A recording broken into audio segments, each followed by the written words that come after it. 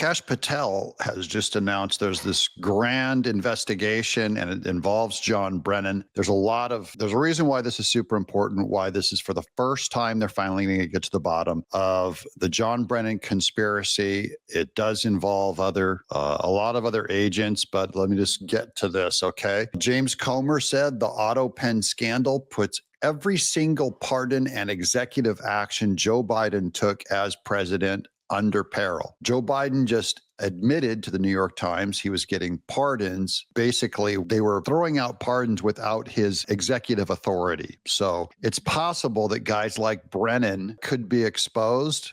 First, here's a hard pitch in front of a court of law to try to defend what Joe Biden just admitted to the New York Times, that he didn't know exactly who all was getting pardons or not. He didn't know who was being pardoned with the use of his autopen. And that's the whole basis of this investigation. This is just the pardons. What about the executive orders? I mean, there was no process that we have found thus far, and we've brought in 4 people thus far in our interviews and depositions, no defined process by which Joe Biden was the one saying, yes, use this autopen to sign my name on this pardon or this executive order. I mean, okay, Sean, we're just talking that's where we're going to start, is on the removal of protection of all of these agents by reversing the autopen. That could be what it takes first. Here's the actual article on what Kash Patel did. Kash Patel reveals a vault find fueling Russiagate conspiracy probe. This came out just today. The Federal Bureau of Investigation promised to be transparent to the American taxpayer. The director of the FBI, Kash Patel, has been open and painfully honest at times since taking the lead. That's why a recent discovery by the Bureau of what Patel called, in an interview with Joe Rogan, an evidence room vault or lockbox could lead to even more damaging results. Patel has made mention of an overarching conspiracy probe that looks at the political weaponization of law enforcement and intelligence agencies that have been mentions of evidence involving Russiagate, which, if true, could warrant a grand jury to investigate. There's a lot of reasons why this is going to the grand jury. I'll show you in the next clip that we have why that's important. Former Trump attorney John Eastman. Now, this is another guy that those guys who've been following this, have been following that I'm a huge respecter of John Eastman as a constitutional lawyer.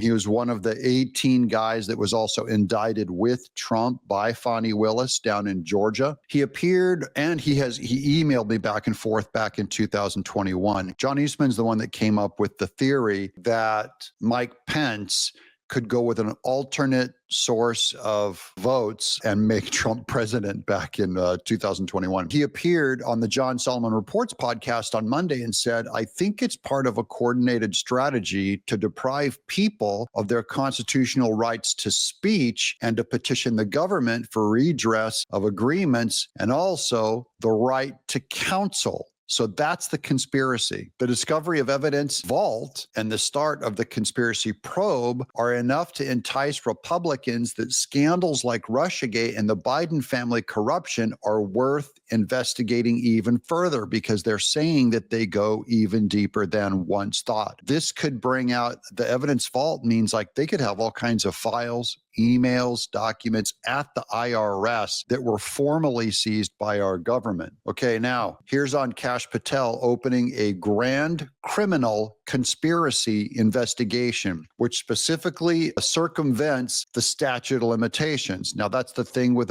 why the grand criminal conspiracy investigation is so important, is guys like Brennan can't hide behind the statute of limitations. Adam Schiff, anyone in Russiagate, now they can still hide behind presidential pardons because that assumes that you're guilty and you've been pardoned. That's why there's spending so much time on this autopen stuff to reverse it so that they can put a little more heat on all these people, including Fauci and all those guys. The best part, because of the raid on Mar-a-Lago, this is going to involve our buddy Jack Smith, which Jack Smith performed. The entire case can now be moved to Florida for better conviction chance. Remember, a lot of Jack Smith's work, the only reason why it stuck was because he was going through a DC jury. So there was no chance that Trump was going to get justice. And Jack Smith was angry that one Florida document impeachment's case went through Florida and Judge Cannon because Trump happened to get the luck of the draw on that pool to get a Trump-appointed Judge Cannon, and Jack Smith was always frustrated with her, trying to get her to recuse herself. By treating it as a conspiracy, this eliminates the 5-year statutes on individual crimes. Let's get spicy. Here's the video clip. That was a very long introduction with apologies. Don't forget to subscribe to Doug in Exile, guys. This is where the happy patriots are. Joe Biden with his classified documents, they're let off the hook even when there is extraordinary evidence suggesting they shouldn't be left off the hook. And then a parallel track occurs where the Republican, in this case Donald Trump, is investigated falsely for things like Russia collusion, Ukrainian interference, his own documents at his home in Mar-a-Lago. This is a criminal conspiracy. By treating it as a conspiracy, you eliminate the 5-year statutes on individual crimes. If something happened in 2016, but it was part of an ongoing conspiracy that continued with Jack Smith raiding Donald Trump's home at Mar-a-Lago, it can be charged in the larger conspiracy, even though if you try to charge it in an individual case, you wouldn't get it. Furthermore, you could also change the venue. Remember the troubles John Durham had bringing prosecutions to Washington, D.C.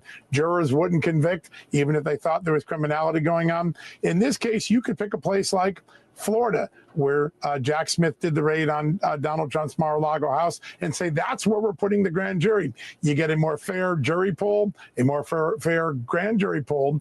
It gives Pam Bondi, the Attorney General, an enormous amount of flexibility to do something historic. Finally bring some accountability for all the things that Chairman Comer and Chairman Johnson, Chairman Grassley, Chairman Jordan have brought and proved to the American people. So we're finally going to get, this is if the conspiracy thing sticks. If it doesn't, it's going to be a lot harder. And they say that this conspiracy, a grand conspiracy, you have to prove multiple people were involved, multiple names, and each one of them can be a danger to the thing going through, because if they find out that they got the wrong guy or named the wrong person, the whole thing can get thrown out. You want to make sure that your conspiracy claims are wide enough to make it a conspiracy, but narrow enough that you don't get a lot of people peeling off where you have the wrong person. Remember, Fani Willis made 18 conspirators on those RICO charges against Trump in Georgia with the sole intention of getting half of them to flip on Trump. They bring you in and they say, look, we will exonerate you. We will